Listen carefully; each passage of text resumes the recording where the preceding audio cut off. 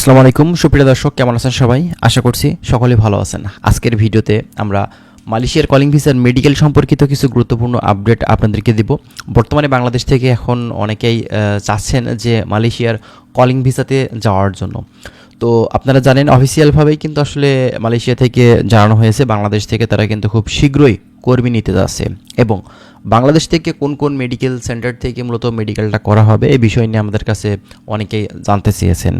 মেডিকেলটা কবে নাগাদ শুরু হতে পারে, কোন কোন মেডিকেল সেন্টার থেকে হবে, কোন কোন এজেন্সি সিলেক্ট হয়েছে বাংলাদেশ থেকে আসলে মালয়েশিয়া কর্মী প্রেরণ মানে করতে পারবে বা আপনার কাছে পারমিশন পেয়েছে, ঠিক আছে? তো আজকের ভিডিওতে মূলত আমরা এই বিষয়গুলো নিয়ে কথা বলার চেষ্টা করব। যারা এখন নতুন করে মালয়েশিয়ার কলিং ভিসাতে 2026 সালে ঢুকতে চাচ্ছেন তাদের জন্য আজকের ভিডিওটি বেশ গুরুত্বপূর্ণ।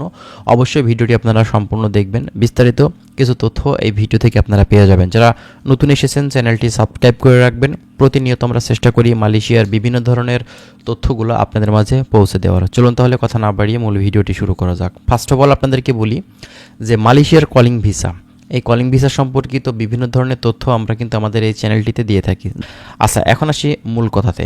কথা হচ্ছে মালয়েশিয়ার মেডিকেলটা কবে নাগাদ চালু হবে। আমাদের কাছে এখন পর্যন্ত সর্বশেষ যে আপডেট আছে, মালয়েশিয়ার কলিংয়ের যে মেডিকেল সেটা কিন্তু ঈদের আগে সম্ভাবনা খুবই কম, তারপরেও বলা যাচ্ছে না, এটা আপনার মেডিকেলটা স্টার্ট হয়েও যেতে পারে, ঠিক আছে?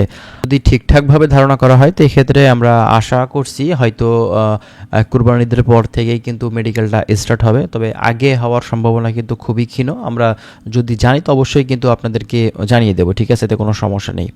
তো মেডিকেল সেন্টার আসলে কোন কোন মেডিকেল সেন্টার থেকে আসলে করা হবে দেখেন, আপনারা হয়তো কম বেশি জানেন যে আপনার গুগলে FWCMS একটা ওয়েবসাইট আছে, যেখানে বাংলাদেশের বিভিন্ন যে মেডিকেল সেন্টার আছে বাংলাদেশ থেকে যারা মালয়েশিয়াতে কর্মী প্রেরণ করে, সেখানে কিন্তু যে মেডিকেল সেন্টারগুলো লিস্ট দেওয়া থাকে সেই মেডিকেল সেন্টার থেকে কিন্তু মেডিকেলগুলো করানো হয়ে থাকে বাংলাদেশ থেকে, এবং সেখানে নতুন করে আপডেট কিন্তু এখন পর্যন্ত করা হয়নি। এটা 2024-এর যে কলিং ছিল সেই কলিংয়ের যে লিস্ট ছিল সেটা কিন্তু এখন পর্যন্ত আছে 47টি আপনার হচ্ছে মেডিকেল সেন্টার, ঠিক আছে? বাংলাদেশের বিভিন্ন প্রান্তে যে 47টি মেডিকেল সেন্টার আছে সেই মেডিকেল সেন্টার থেকে 2024-এর লাস্ট কলিং পর্যন্ত কিন্তু কর্মী গিয়েছে। তবে নতুন করে 2026-এর কলিংয়ের এখন পর্যন্ত কিন্তু তাদের যে মেডিকেল সেন্টারের লিস্ট সেটা কিন্তু আপডেট করেনি, ঠিক আছে?